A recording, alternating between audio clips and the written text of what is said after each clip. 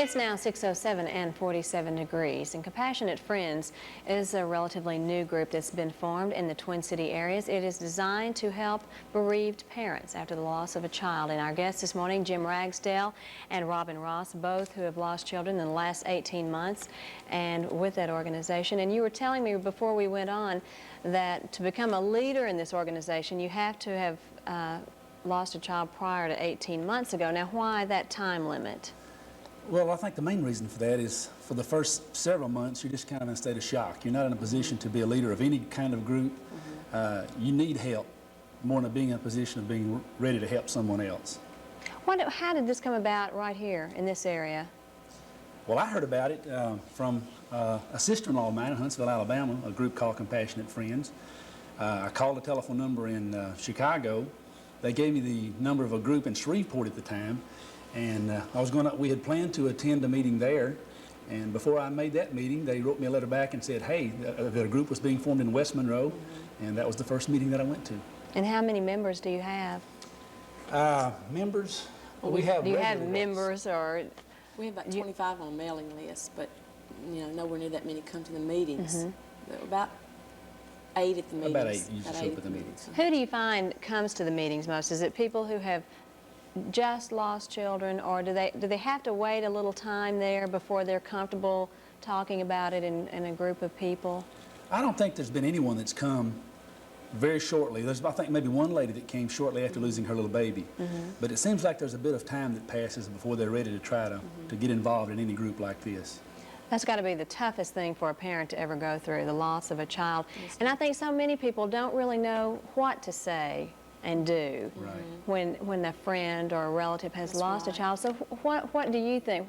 From your experience, what did you find was the most comforting, or if there was anything? You're right. If there is anything, I would tell people, if you don't know what to say, don't say things like, it was God's will, or you can have other children. Don't say those things. They can just say, I love you and I'm sorry. I'm so sorry. Anything, just something simple. They don't have to, just be there for that person. That's all they have to say, and that will help.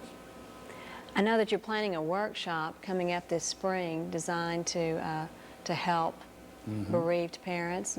Can you give us some more information on that? Well, it will be held at the Holiday Inn Holidome.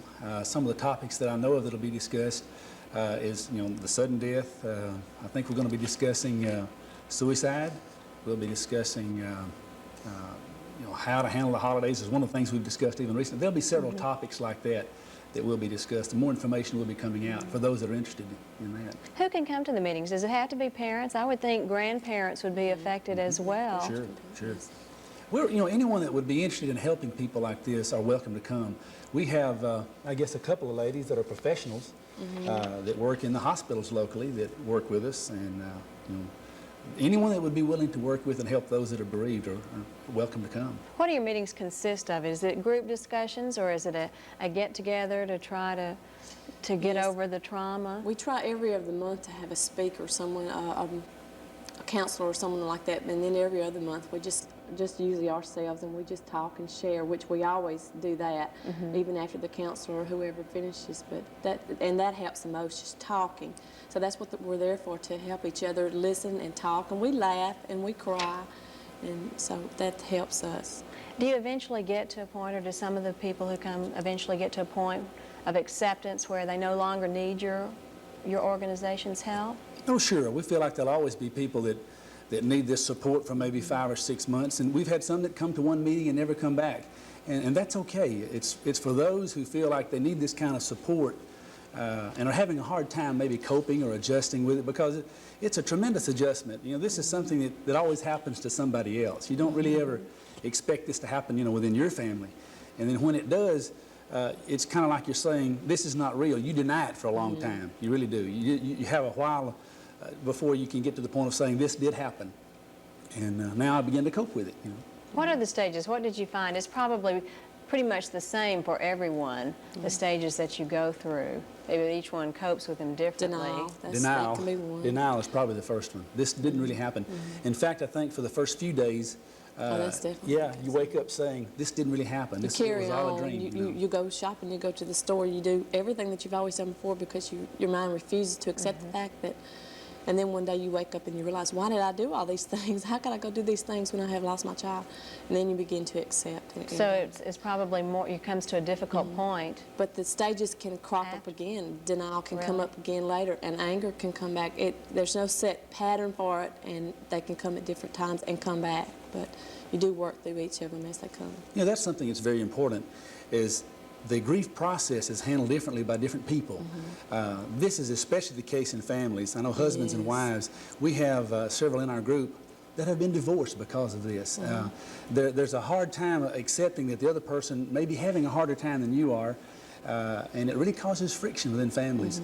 So they need to understand that there's a wide variety in the way people handle grief and the way they handle situations like this. And women in our society are more apt to show their grief, Right. whereas the men keep it Right. bottled up and therefore probably have a harder time. We have many more women coming than we have men coming to the group. That's something I'd like to say. I'd like to see the men get more to where that they could get involved and work with this group. There are many nights that I'm the only guy there, and I kind of would like to see more of the husbands.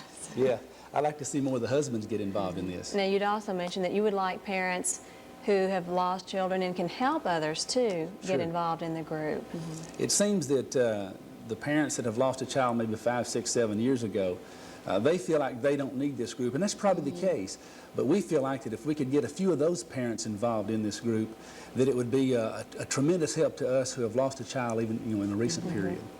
How can someone get involved or come to the meetings?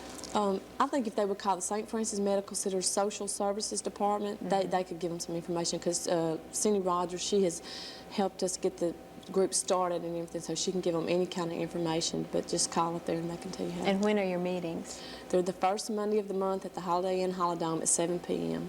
Okay. Well, I know that you've helped a lot of people out there already, and we appreciate you being on this morning to share We appreciate this it. information. Thank you.